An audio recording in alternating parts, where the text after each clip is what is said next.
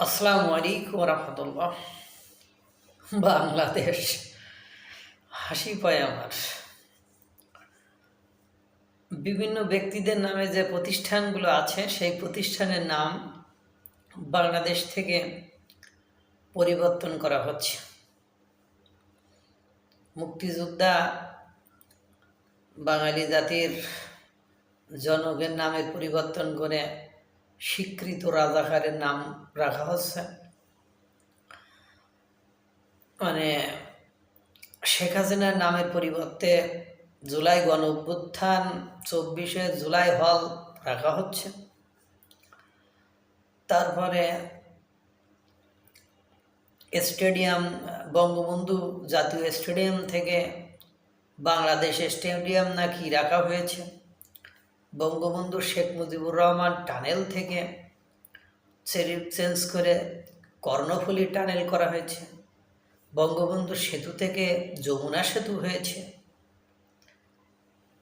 এখন খুলনা বিশ্ববিদ্যালয়ে স্যার জগদীশ চন্দ্র বসুর নামের থাকা হল পাল্টে গিয়েছে। ফকির লালন শাহের নামের হল পাল্টাই গিয়েছে। আচার্য প্রফুল্ল তার নামের হল নাম পরিবর্তন হয়ে গিয়েছে।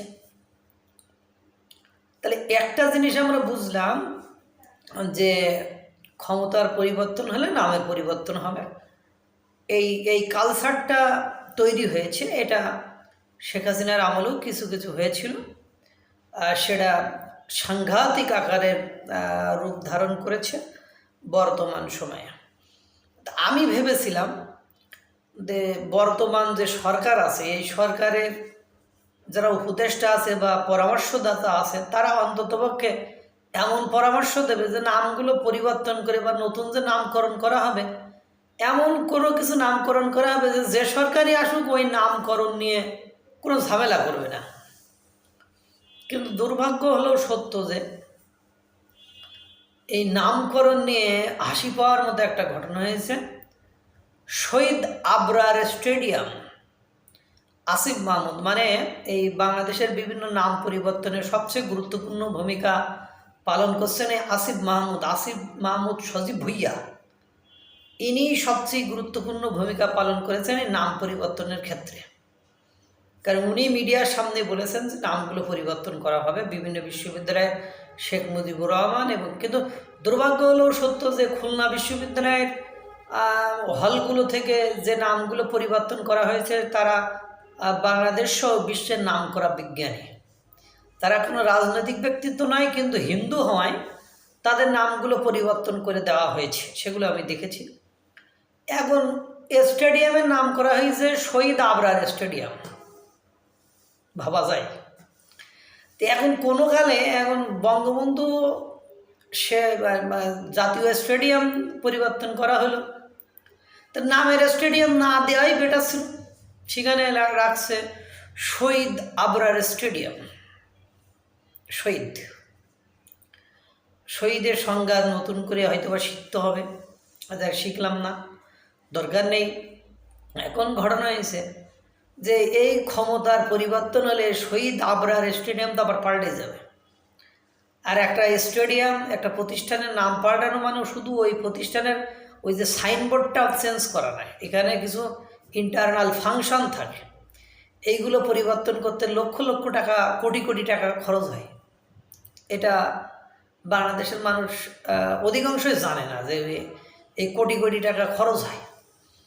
এই কোটি কোটি টাকা খরচ করে এই নামগুলো পরিবর্তন করে আবার এমন এমন নাম ব্যবহার করতেছে যে সরকার পরিবর্তন হলে এই নামগুলো আবার পরিবর্তন হবে। এখন আপনাদেরকে মনে হতে পারে যে এ জীবনে সম্ভব নয়, কারণ মুক্তিযুদ্ধের সময় 9 মাস রক্তক্ষয়ী যুদ্ধ হলো, 30 লক্ষ লোক শহীদ হলো, 2 লক্ষ মা বোনের ইজ্জত গেল। তারা যদি আবার ব্যাক করে এই নাম পরিবর্তনে বা এইসব জায়গায় গুরুত্বপূর্ণ ভূমিকা পালন করতে পারে, তাহলে 2024 সালের ঘটনায় জীবন গিয়েছে 1400 জনের।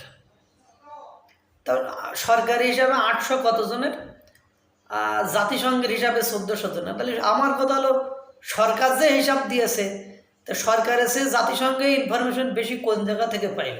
এটা আমার মাঝে মাঝে ভাবায়, কিন্তু আমি বলতে পারি না, বা আমি বলতে পারি না, হয়তো একটু মূর্খ সুর্খ মানুষ, আমি বুঝে উঠতে পারি না যে সরকার 800 কত জনের হিসাব দিলে আর জাতিসংঘ 1400 লোকের হিসাব দিলে, ঘটনা কি? সরকার ইনফরমেশন বের করতে পারলো না, জাতিসংঘ বের করে দিল। This is the reality. আবার এদিকে শ্রম উপদেষ্টা মাঝে মাঝে বলে দেখি 2000-এর অধিক লোকের প্রাণ গিয়েছে।